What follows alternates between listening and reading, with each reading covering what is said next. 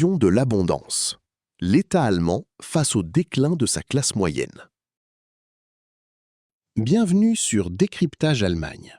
Voici les dernières actualités qui dessinent aujourd'hui les contours d'une république fédérale en pleine mutation, oscillant entre une opulence budgétaire sans précédent et une inquiétude croissante au sein de sa population. L'Allemagne se trouve actuellement dans une situation paradoxale, que les économistes observent avec une attention mêlée de perplexité. L'État allemand semble littéralement nager dans l'argent. Les chiffres publiés par le ministère fédéral des Finances pour le mois de mars révèlent une santé budgétaire insolente, avec des recettes fiscales s'élevant à 89 milliards d'euros, soit une progression de 3,6% par rapport à l'année précédente.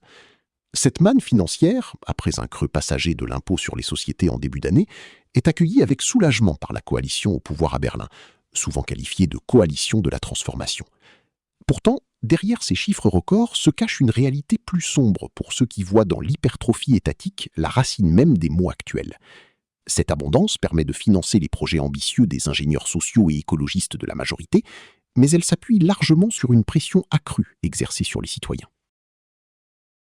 L'analyse détaillée des sources de cette richesse étatique montre que ce sont principalement l'impôt sur les salaires et la taxe foncière qui ont tiré les recettes vers le haut. L'État profite ainsi d'un marché de l'emploi qui demeure stable, mais il tire également un bénéfice cynique de l'inflation galopante et du mécanisme de la progression froide. Pendant que les ménages et les entreprises luttent contre l'explosion des coûts de l'énergie et une incertitude économique grandissante, l'appareil d'État continue d'étendre son emprise. On observe un glissement lent mais certain du rapport de force fondamentale entre l'administration et le contribuable. Nous nous dirigeons vers un modèle d'État riche pour des citoyens appauvris.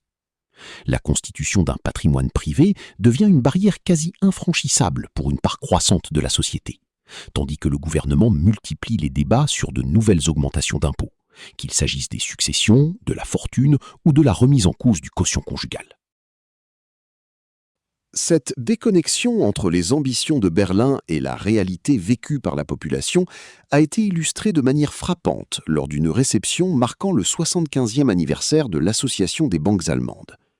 Le climat politique actuel, marqué par des discours de rigueur pour les citoyens, a vu le chancelier Olaf Scholz et les leaders de l'opposition, dont Friedrich Merz, s'accorder sur un constat amer concernant l'avenir du système social.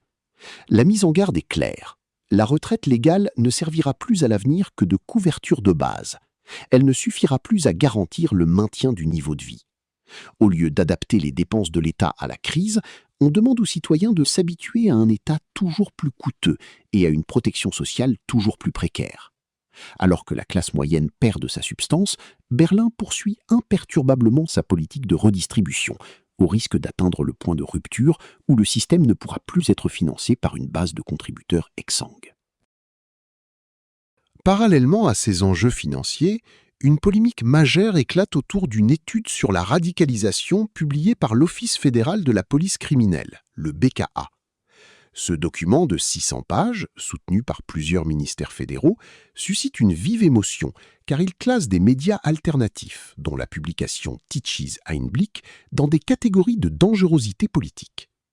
Sous couvert de monitoring de la radicalisation, le BKA semble adopter une approche de prévention universelle qui ne vise plus seulement des actes criminels concrets, mais s'attaque à la critique gouvernementale et aux analyses divergentes. La crainte est désormais de voir la police criminelle, dont la mission première est la lutte contre le terrorisme et le crime organisé, se transformer en organe de surveillance de la liberté d'expression. L'étude est d'autant plus critiquée que son système de classification repose sur un raisonnement circulaire. Un média est jugé problématique simplement parce que d'autres publications, déjà établies, l'ont étiqueté comme tel. Cette remise en cause de la liberté de la presse suggère que quiconque remet en question la ligne gouvernementale sur le climat ou l'énergie pourrait se retrouver sous la surveillance de l'État. Sur le front diplomatique et financier européen, l'Union européenne a franchi une étape décisive en débloquant un crédit de 90 milliards d'euros en faveur de l'Ukraine. Ce déblocage fait suite à la levée du veto de la Hongrie, permettant également l'adoption d'un nouveau train de sanctions contre la Russie. Pour Kiev, ces fonds sont vitaux, alors que l'aide américaine s'essouffle. Cependant, le montage financier soulève des questions de long terme pour les contribuables européens. Le prêt sera financé par de nouvelles obligations de l'Union européenne dont les intérêts pèseront lourdement sur le budget communautaire. Si l'UE espère que la Russie paiera à terme via des réparations de guerre, le risque réel repose sur les États membres participants, au premier rang desquels l'Allemagne. Dans ce contexte de guerre, l'annonce de l'achat d'un luxueux appartement à Monaco pour 471 millions d'euros par Rinat Akhmetov, l'homme le plus riche d'Ukraine, crée un contraste saisissant avec les sacrifices financiers demandés aux Européens, même si la transaction a été initiée avant l'invasion de 2022. Quant à la situation économique de la Russie, malgré une hausse temporaire des revenus pétroliers due aux tensions au Proche-Orient, les perspectives restent fragiles. Selon les analyses de Bloomberg, l'économie de guerre de Vladimir Poutine touche à ses limites. L'injection massive de capitaux dans l'industrie de l'armement stimule la demande, mais ne parvient pas à augmenter l'offre, créant une pression inflationniste insoutenable. Avec des taux d'intérêt maintenus à 15% et une pénurie criante de main-d'œuvre, le Kremlin se trouve dans une impasse structurelle que même un prix du baril élevé ne saurait masquer durablement. En Europe, la réponse à la crise énergétique se précise avec le projet Accelerate EU, porté par la Commission européenne. Ce plan vise à protéger les États membres contre la volatilité des prix des carburants, notamment du kérosène, alors que le détroit d'Ormuz subit des tensions croissantes. Bruxelles encourage une électrification accélérée de l'économie, suggérant un traitement fiscal plus favorable pour l'électricité par rapport au gaz et au pétrole. Toutefois, la réalité du terrain en Allemagne montre les limites actuelles de cette transition. Le bilan énergétique récent révèle une gestion que certains n'hésitent pas à qualifier d'aberrante. Lors des pics de production solaire à la mi-journée, l'Allemagne produit un excédent massif d'électricité qu'elle doit évacuer vers l'étranger, à des prix négatifs, payant ainsi ses voisins pour qu'ils acceptent ce surplus. A l'inverse, dès que le soleil se couche et que la demande reste forte, le pays doit importer massivement de l'électricité, à des tarifs exorbitants. Ce cycle de production et de consommation met en lumière les défis techniques et financiers colossaux d'une transition énergétique, qui peine encore à trouver son équilibre. Pour conclure ce tour d'horizon, le climat sur le territoire national restera marqué par une certaine dualité.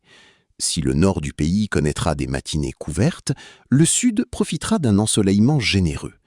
Néanmoins, les températures nocturnes demeurent particulièrement fraîches pour la saison, rappelant que, malgré l'opulence des chiffres de l'État, la rigueur reste de mise pour le citoyen dans bien des domaines. C'était Décryptage Allemagne. À bientôt pour une nouvelle analyse.